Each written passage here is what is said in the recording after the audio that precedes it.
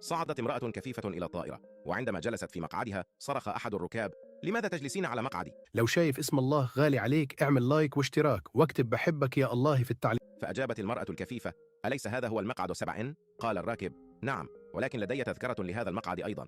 استغربت المرأة الكفيفة وقالت: كيف يمكن أن يكون لدينا نفس التذكرة لنفس المقعد؟ فرد الراكب: هذه خطوط سبيريت الجوية، بالطبع يبيعون نفس المقعد لأكثر من شخص. علقت المرأة الكفيفة: أفهم، لكنني بحاجة للجلوس كي تقلع الطائرة.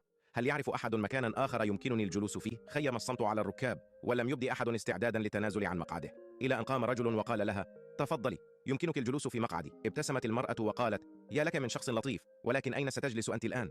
أجاب الرجل: لا تقلقي، سأجلس على مرحاض طائرة. وعندما بدأت الطائرة بالإقلاع نظر الرجل إلى الركاب بنظرة عتاب على أنانيتهم، بينما كانوا ينظرون إليه بذهول وقلق. وفي وقت لاحق من اليوم عاد الرجل إلى المنزل باكيا، فسألته زوجته: ما الأمر؟ ماذا حدث في العمل اليوم؟